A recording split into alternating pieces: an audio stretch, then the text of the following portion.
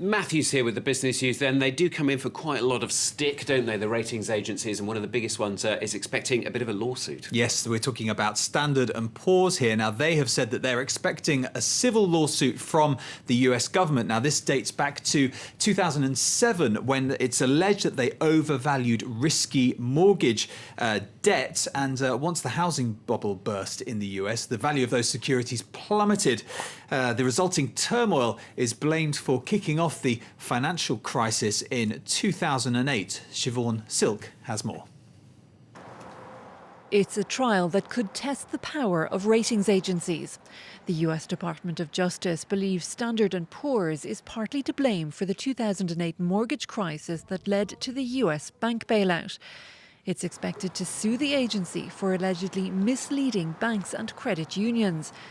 Agencies like S&P make money by charging financial institutions to analyse and rate their investment offerings, ratings the banks use to attract investors.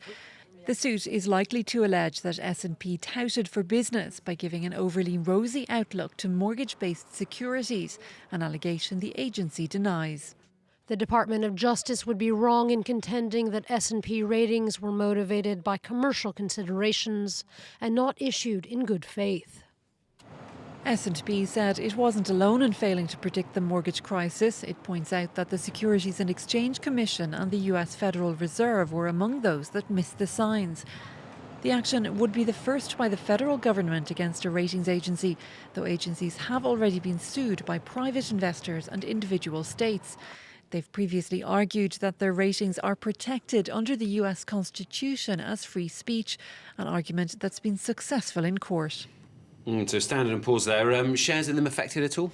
Yes, well, Standard & Poor's, in fact, is owned by McGraw-Hill, and their shares were down 14%. And, well, the whole of Wall Street had a bit of a tumble on Monday. Europe back on the agenda there, particularly instability in Spain and Italy sending markets down. And in Asia, it's been mostly a similar story, although the Shanghai Composite just starting to make a few gains there, but otherwise most of the markets slipping back this Tuesday. OK, as you said, Spain, one of the major causes for concern. What's the latest from there? Yes, well, of course, all these corruption problems facing the Spanish government has rattled the nerves of investors. The Spanish stock market down by about 4% on Monday, and bond yields as well, which we've looked at a lot in the past. The cost of borrowing money for the Spanish government, well, that's started to creep up again. 5.4% that was a 6-week high on Monday. Some calming words, though, from Angela Merkel in Germany. She's been trying to help out a little bit, hasn't she? Yes, perhaps fortunately for the Spanish Prime Minister, Mariano Rajoy. He was with her on Monday and she was able to offer some nice, solid German support for him. Let's take a listen to what she had to say. I have the impression that the whole government in Spain, including the Prime Minister, is working to get unemployment down, get structural reforms working, and give Spain back the strength it deserves. I'm convinced that the Spanish government and Mariano Rajoy as Prime Minister will be able to solve these problems, and Germany will support him with all the strength we have. Angela Merkel there, story now about Francois Hollande, keeping the European theme. He's going to be outlining his European vision a little bit later on, isn't he? Yes, later this Tuesday morning, he's going to be talking to the European Parliament. And, well, we heard from the British Prime Minister about his own view of Europe. Francois Hollande will get his chance today. He's likely to emphasise his views on deeper European integration, also jobs and growth. This, of course, just days before the start of important negotiations on the EU budget. Well, let's get some more of the day's company news. And time seems to be running out for a petrol refinery in northern France. Bidders for the site owned by the bankrupt Swiss company Petroplus have until 5 p.m. this Tuesday to lodge offers. But the French Prime Minister's office said the chances of finding a buyer were limited. 470 jobs are at risk at that site. Profits at Japan's Toyota have quadrupled in the 9 months to December. The car maker said global sales for the year were likely to hit 8.8 million units. Toyota back as the world's biggest automaker after losing that title to General Motors in 2011. The company also upped its profit forecast for the year, partly thanks to a weakening yen. And the owner of Pizza Hut and Kentucky Fried Chicken is forecasting lower profits this year. Yum Brands is suffering from a controversy over chicken supplies in China. A documentary on Chinese television said the company's suppliers were ignoring regulations. Well, profits in the fourth quarter were down 5%, and the company expects sales in China to drop by 25% in the first 2 months of this year. Now, staying in Asia, Matthew's going to be looking at plans for unions at a company making products for Apple. This is an ongoing one, isn't it? This is Foxconn, who we talked about a lot. Huge company that makes products for Apple and other technology companies as well. And they've been under fire a lot for problems with their labour relations and also a string of suicides. Well, now elections are planned for workers' unions. This report from Karen Creed.